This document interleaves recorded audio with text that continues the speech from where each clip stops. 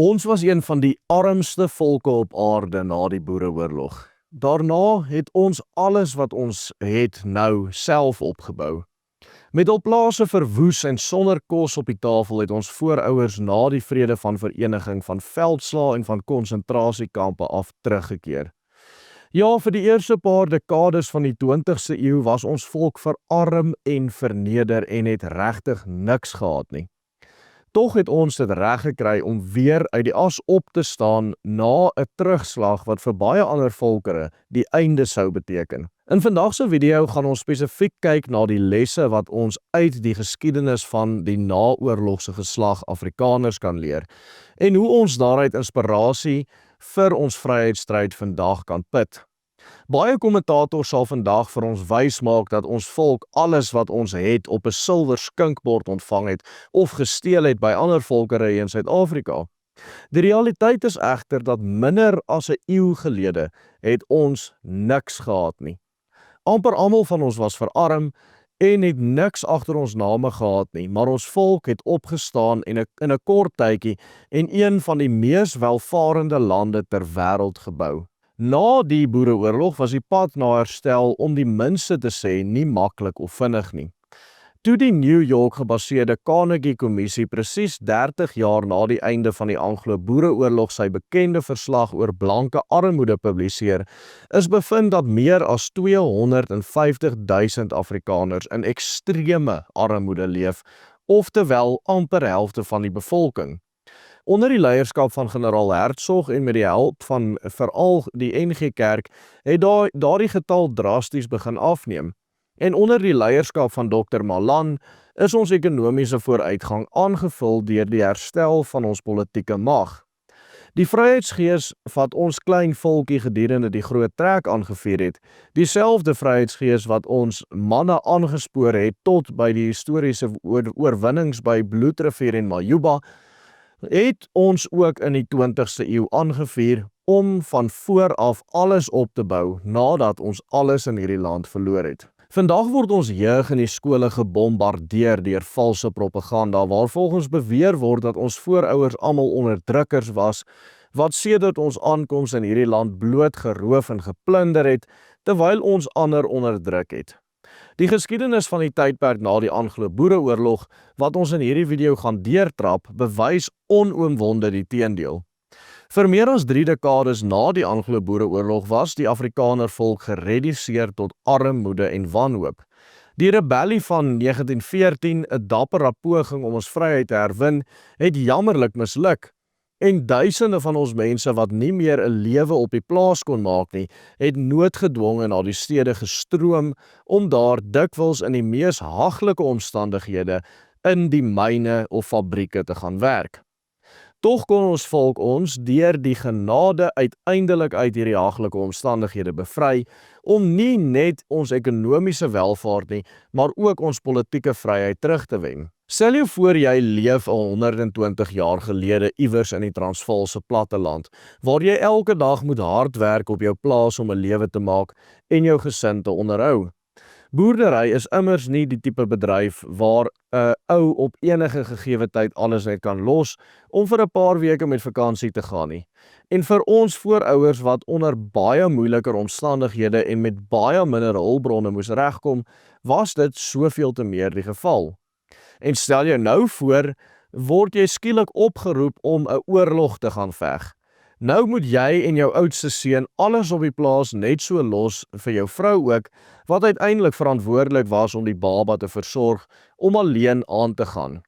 Die Boererepublieke het immers nie staande weermagte gehad nie, en toe die Britse Ryk ons in 1899 binneval, is die gewone boereburgers opgeroep om uit te gaan op kommando. Wat baie keer vergeet word, is dat die Anglo-Boereoorlog nie net 'n kwessie was van 'n oormag van meer as 500.000 Britse en koloniale soldate teen 60.000 boeresoldate nie. Dit was 'n professionele weermag wat geveg het teen manne wat geploeg en geplant het vir 'n lewe. Die blote deelname aan die oorlog het op sigself die ekonomie van die Boererepublieke heeltemal geknak. Maar die verskroeide aardebeleid en konsentrasiekampe wat sou volg, sou dinge net soveel mal vererger. Nou het produksie skielik heeltemal gestop, met die Transvaalse en Vrystaatse landbouindustrie wat byna heeltemal tot 'n stilstand gekom het en vernietig is. Nou keer jy na 3 jaar terug na jou plaas en daar is niks oor nie. Jou vee is almal dood of is gevang en jou veld en landerye is afgebrand. Daar is geen sprake van 'n oes nie. Dit is die realiteit waarmee ons voorouers gesit het direk na die oorlog. Dit te midde daarvan dat hulle hul vryheid verloor het. Maar om dit nog erger te maak, het die rebellie van 1914 toe ons mense die juk van die Britse Ryk probeer afwerp, ook misluk. Tydens hierdie tragiese poging tot vryheid is volkshelde soos generaals Koos Delarey, Christian Beyers en Jopie Fourie oorlede. Jy kan jouself net indink in watter desperate toestand ons mense toe moes gewees het. Waarskynlik die vernaamste rede waarom die rebellie misluk het, was omdat Afrikanerleiers soos Jan Smuts en Louis Botha hul rug op ons volk en sy vryheidsstrewe gedraai het. Onder hul leierskap van die Unie was boere-Afrikaners ekonomies totaal en al verpletter, omdat soveel van ons mense se boerdery na die oorlog nooit weer kon ons herstel nie, het duisende van ons voorouers na die mynstede en dorpe gevlug. Johannesburg, Germiston, Benoni. Hier het hulle vir hulself 'n nuwe wêreld gevind. 'n Wêreld van rook en stoom, van onmenslike skofte onder die grond en 'n wêreld waarin hulle direk moes meeding met goedkoop swart arbeid. Hier is dit ook belangrik om te onthou dat dit nie net die oorlog was wat ons mense so verarm het nie. Die politieke veranderings daarna en veral die vereniging van boererepublieke, die Swarthuislande en die Britse kolonies onder een vlag, het daartoe gelei dat die Vrystaaters en Transvaalers nie meer enige grensbeheer kon toepas nie. Dit het beteken dat verarmde blankes nou vir werk in myne moes kompeteer met hordes arm swart mense wat nie histories daar gebly het nie, maar vanaf buite die grense van die voormalige boererepublieke ingestroom het vir dieselfde rede as wat die boere ook na die stede toe moes trek.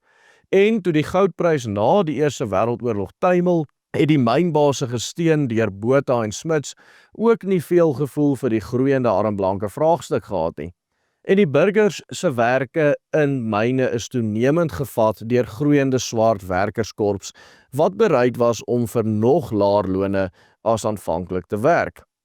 So het dit ongelukkig gebeur dat in 1922 baie Afrikaner arbeiders hul moes gewend het tot die Suid-Afrikaanse Kommunistiese Party onder die lese Workers of the World Unite and Fight for a White South Africa.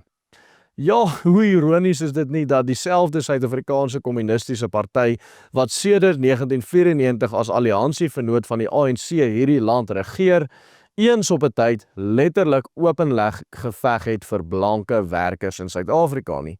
Hoewel dit jammer is dat sommige van ons mense hulself in hierdie desperate situasie tot die SHKP gewend het, moet 'n mens sekerlik daarin begrip hê vir die ellende waarin hulle verkeer het. Tydens hierdie 1922 mynwerkersopstand, ook bekend as die Randrevolusie, het Jan Smuts dan ook 200 van sy eie mense vermoor. Hy het nie net 20.000 troepe nie, maar selfs weermagvliegtuie ingespan teen die betogers en na die staking is 4 van die leiers van die beweging selfs ter dood veroordeel en tereggestel. As jy ons inhoud waardevol vind, kan jy gratis op WhatsApp nuus en opdaterings ontvang. Volg net die instruksies onder aan die skerm. Dit was uit hierdie haaglike omstandighede wat ons volk later moes opstaan. Verarm, verward en leierloos moes ons voorouers die donker toekoms in. Maar deur die genade van die Here het ons volk hierdie donker tyd in ons geskiedenis oorkom. Die kerke het gedurende hierdie tyd 'n belangrike rol gespeel om armoede te verlig.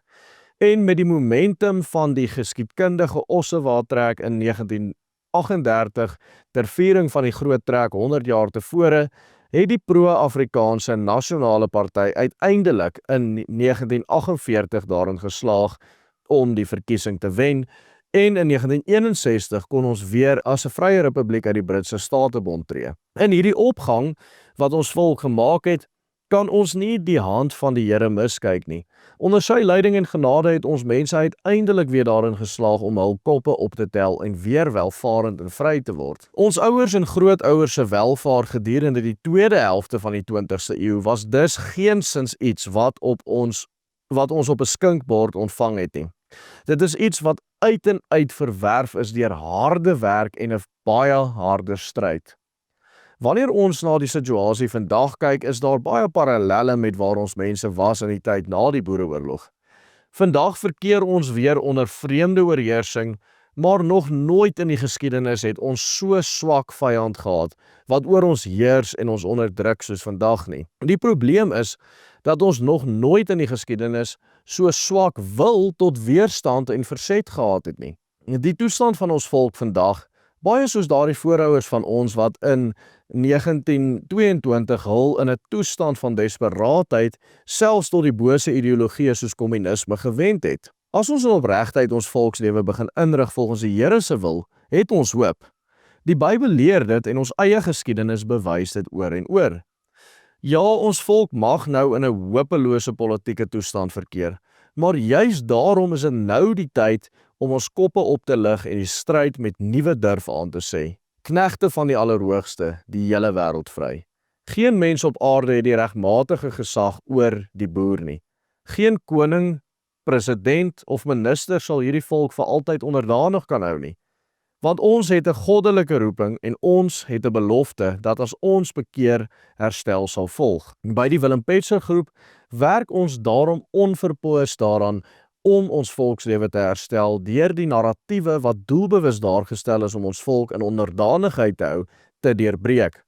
In hierdie verband kan jy gerus kyk na ons onlangse video waarin ons uitwys dat die blankes die volste reg het om in hierdie land te woon, te werk en eiendom te besit, en dat ons niks van niemand geroof het nie. Kyk gerus hierdie video deur op hierdie skakel te druk, en maak ons hande sterk deur 'n betalende lid te word sodat ons mense se harte bereik kan word met ons video's. Volg net die instruksies onderaan die skerm. Totsiens en God seën elkeen.